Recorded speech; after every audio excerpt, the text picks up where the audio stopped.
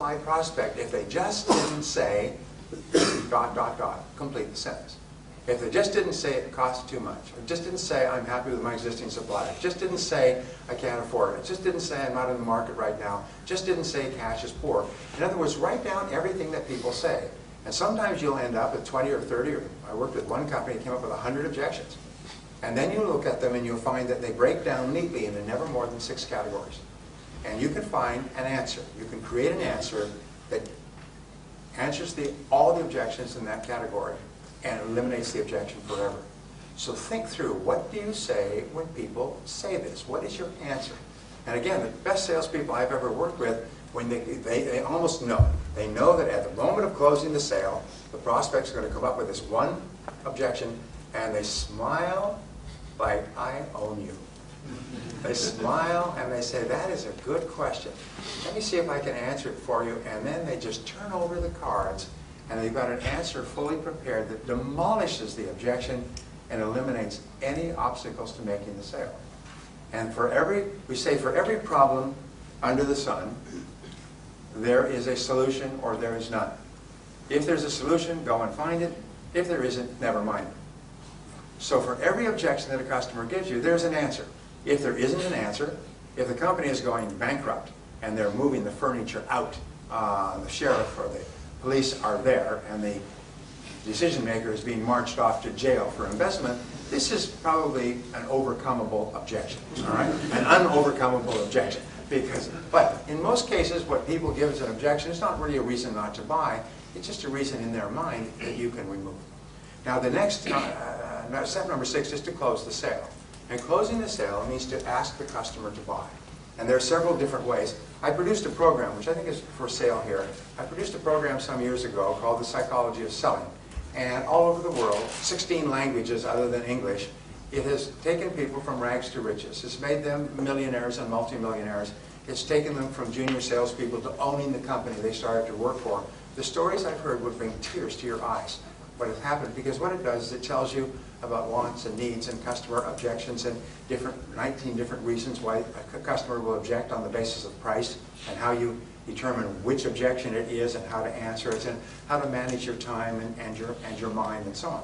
People have used that, including closing techniques. And I've had people say to me, you know, I lost the sale and then I remembered the words and I turned to the customer and asked the closing question and I got the sale.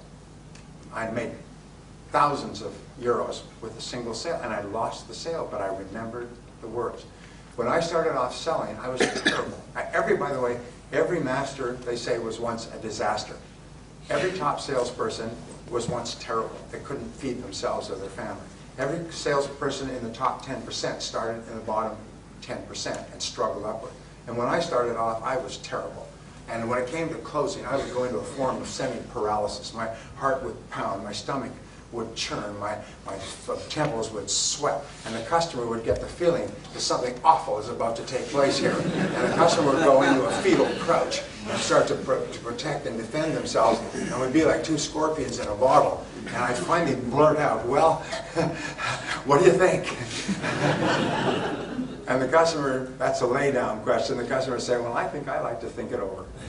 And I say, oh, great, you think it over. I'll think it over, and we'll think it over, we'll all think it over, we'll all get back together sometime in the future. I go back to the car and say, oh my God, a sale almost took place in there. Geez, that was close.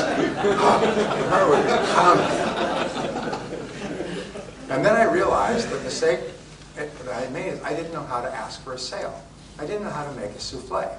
I may be able to make omelets and make scrambled eggs and pork roast, but I didn't know how to make a souffle. I didn't know how to end the conversation, so I began to study closing techniques intensively, and it transformed my life. And I'm not talking about manipulation or clever, fast talk. I'm just talking about really professional ways that, you like what I've shown you so far? Yes. Well then, why don't you give it a try? Would you like to go ahead with it now, or would you like to do it a little bit later? And it's just very, very easy questions. They just invite people to buy your product or service. But if you don't know the words, and it's interesting, the words work in any language. They work in Chinese, they work in Russian. If you don't know the words, you're sitting there, you know what faced, and you don't know what to say, and you get nervous. And so therefore, learn how to ask closing questions. And you'll find that for your product or service, there's 1 or 2 ways that work virtually all the time for a qualified prospect. And those are all you have to memorize. You may have to learn a lot, and then you may have to practice quite a bit.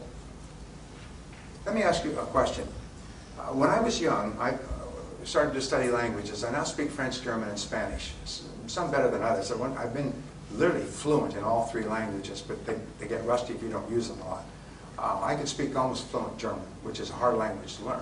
And I speak smatterings of other languages. The reason I learned languages when I started off, I didn't know anything but English, is I read something and it said that the reason that non-Europeans don't learn foreign languages is because they feel so nervous when they actually start. They see themselves as making a fool of themselves. They see themselves as trying to speak and people not understanding them, so they shrink back. Whereas Europeans, because they're so used to traveling, will pick up a language and they'll try it, and if it doesn't work, they'll try it again. They'll keep saying words in the different languages, somebody suddenly understands them. So I decided that I would learn the languages and I would not feel, this is, time is up, okay. I would not, you're right, I would not get upset if people didn't understand. I found later in life, the reason why people don't learn and grow is because they're afraid of feeling clumsy and awkward during the learning period. They move out of their comfort zone, which is usually a lower performance than they like. But to get to a higher level of performance, they have to go through a discomfort zone. And most people, 80–90% of the population, shrinks from the discomfort zone. So here's the question. Can anybody here ride a bicycle? Say yeah. All right. What happened when you rode your first bicycle? You fell down.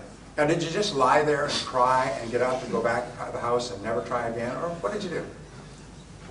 You got back up on the bicycle and somebody ran alongside of you and so on. And you kept doing that until finally you could ride the bicycle by yourself. It's the same thing with learning any new skill. Is never be afraid of falling down and scuffing your knees and your elbows when you learn a new skill, because that is inevitable and unavoidable. Be prepared to feel clumsy and awkward and foolish and make mistakes and fall down. And if you're willing to do that, there's nothing that could stop you from excelling in your field. Step number 7 is getting resales and referrals from your prospect or from your customer, and that's from taking such good care of them that they buy from you again and they bring their friends. They buy from you again and bring their friends. Remember, the job of the salesperson is to create and keep a customer. The measure of success is customer satisfaction. And what is the measure of customer satisfaction? Repeat business. In other words, they come and they buy again and they bring their friends.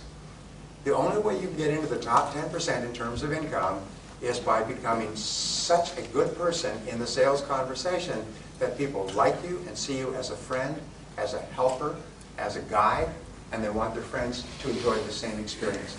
And when you start to create what we call a golden chain of referrals, you'll be astonished at how much more successful you become. Well, I hope this has been helpful to you. I hope that these 7 steps have been helpful to you and they will help you in the future. And the wonderful thing is that each person here has the ability to get into the top 10% and become one of the highest paid people in the entire country of Ireland. Irrespective of economic ups and downs, you have total control of your own destiny by engaging in continuous and never-ending improvement in your field. And I hope you do. Thank you.